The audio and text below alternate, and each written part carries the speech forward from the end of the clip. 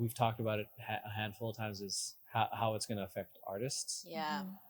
Yeah. So like with Midjourney and what was that app, Lenza? There's Lenza, there's Midjourney, Midjourney, there's Dolly. Dolly, there's These are apps that create art Yeah. specifically. Mhm. yeah, that Art. you put the you put the prompt Mhm. and it creates that for you. Like the one I sent you guys, like my favorite one was still African Queen Thanos. Oh yeah. Yeah, That was that dope. was really good. But like, there's a mixed bag of like. I mean, remember when it first came out? The Yeah. whole there was a whole bunch so of much controversy. a lot of artists were like, no to Yeah. AI art. Well, one, I get like the whole thing of like Yeah. the whole they used other people's art as for the AI data to reference without Yeah. their consent, which is I get Yeah. it. Like that's essentially sucks. plagiarism. So Yeah. like Yeah.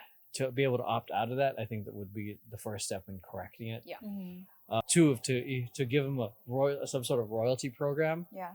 or an incentive Mhm. long term that would help them, because a lot of artists helped give these other AI art programs the style it wanted. So like just to be able to, it would be great to be able to compensate them long Yeah. term. Mhm. Especially since like when we used Lenza, we paid for it. We Oh, paid yeah. for images. Yeah. And so it's like understandably, like artists who like have worked for years and years and years creating their own style of art, and now this piece of technology can just replicate it, and people give their money to them. It's Yeah. like what the hell, you know?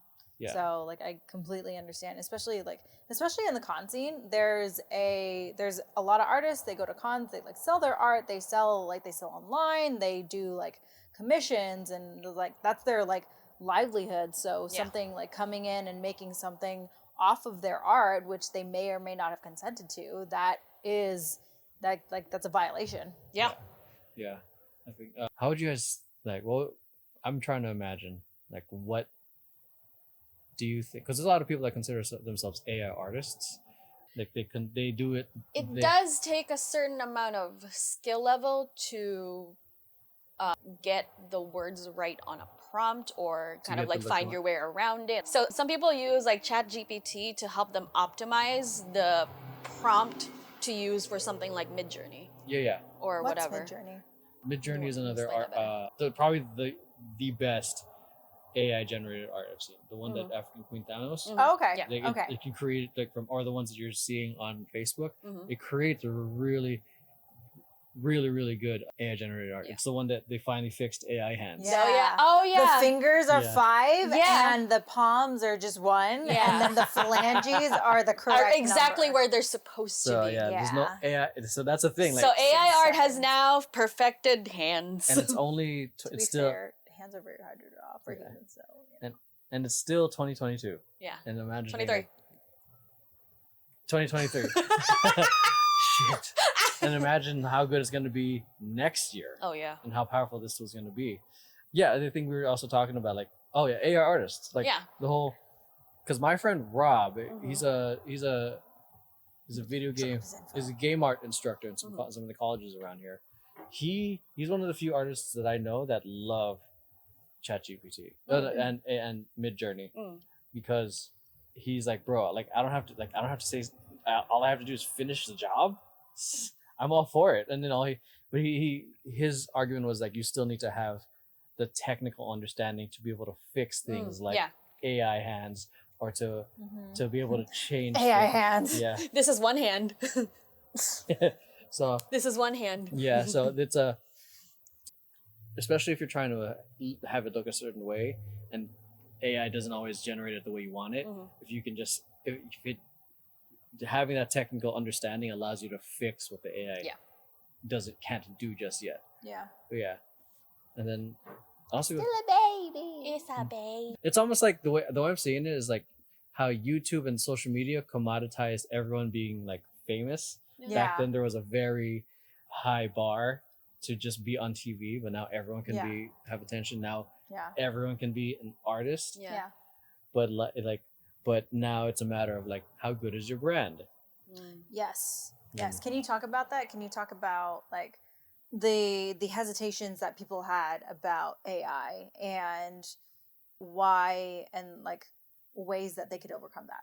Yeah, like I think the main way that people can overcome the whole battle with AI is having a strong community, having a strong brand, because it goes back to, I don't know, like having an original Van Gogh, having an original Picasso, knowing Monet. or a Monet, yeah, like Mhm. having knowing that knowledge. It goes back to like the relationship from the consumer to the creator Mhm. of like, I know I got this specifically from this artist, from because Person. because Yeah. then they know this commission or this art was specifically made for them, albeit like you can probably put the same prompt like on AI, but it's just like there's a thing is like it going back to there's less value if it just comes to you easy.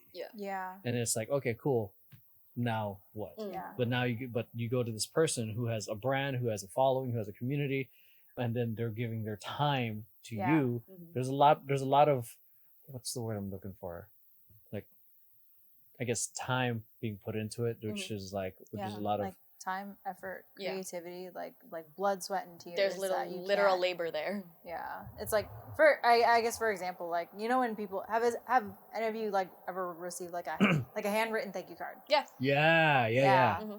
It's like you actually took the time to sit down and like write this for me, especially nowadays where texting Everything, is just so easy. Yeah, Mhm. exactly. Yeah. And like my handwriting is crap, but like Yeah. there's something about like knowing that someone put that time into it that just like puts like a little stamp of like appreciation, and like nothing can not even like technology can't touch that. That it goes back to humans being nostalgic. Yes. Like humans love nostalgia, which is why a lot of us are like, there's a lot All of these things 90s come back. babies. Yeah. So so I don't think I could see the whole scare of AI of like, oh no, it's gonna take my job or anything like this. As artists, like people are gonna further appreciate the individual artist. Yeah. But it also means you better work on your brand 10 times harder to get that, build that community, because it's, I don't know, I guess that's what even now it even before ChatGPT, the question would be, how do I stand out as an artist amongst other artists? Yeah. So it goes back to, I mean, putting good content out there and then building your community. So Yeah. like there's an article out there of 1,000 true franchises, 1,000 true 1,000 true fans, and then that's all you need. Like if you have like a $10 product and these are 1,000 hardcore fans, that's like $10,000. Yeah. So like Going back to the whole like humans versus like technology, essentially, like when it comes to like art, I think it's a natural human thing to reject the new thing first.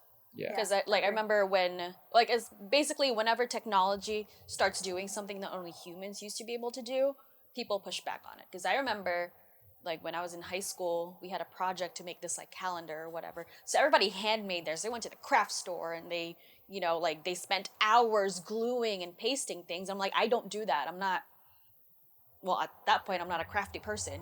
So I'm like, I don't do that, but you know what I'm good at? Computers. Yeah. Oh, that's a great example. Like, you know what I'm good at? Computers. And you know what computers can do now? They can do artsy things. So I like put everything together on the computer. I mean, I had my mom help me like get my work to a printer and like bind it so it looks like a really presentable like calendar you could actually put on your desk. That's something bulky, full of glitter, and impractical. Yeah. And then like I got an A on it because it looked great. I did the assignment. Yeah. And then someone was like, "Oh, you put little to no effort on it." I'm like, "Did I? It's a different Did kind of I? effort. I just didn't cover myself in glitter and goop, but I stayed up like till 3 a.m. when my eyes burn." Yeah. And just because that you didn't put the same kind of effort doesn't mean that the effort you put into it is any less. Yeah. It's definitely the whole like, again, it commoditizes it puts everyone kind of in a level playing field and everything. The one example that comes up for me is, it's controversial. I thought it was a great example of the power of AI was the AI generated children's book. Oh yeah. So the guy used ChatGPT to create the characters, create the look, create the story, and then he used, I think, Midjourney as well to create for the art. for all the art. Yeah. And then published it in a weekend. So one, that's pretty cool in terms of how fast. Two, I can see how it's like, what happened to like originality, creativity? I get that, because it does make it, like, it does make that questionable. But just for example's sake, to help the non-creative people put something out there if they can't afford a Yeah. writer or an editor Yeah. or an artist, because illustrators can get expensive. You can't. What if you can't afford that? Midjourney is I think, I forget how much it is, but it lets you at least get your foot in the door. It allows you to create proof of concept. Yeah. But then to add that is, what if those who are creative, how can you use this as a tool, not a threat, to level up, to make your work easy for you? Yeah. Yeah. I agree. Like a lot of the tools nowadays, or like things that come about nowadays, like people see it as threatening because I feel like they've come into a way of being that they're used to. But the thing with like this is like things change, and like we as humans change. And so the more that we can adapt to what's being created, because these are tools for us to upgrade ourselves and upgrade whatever we're doing. So it's like, see it as that way and not as something that's going to put you down, use it to your advantage.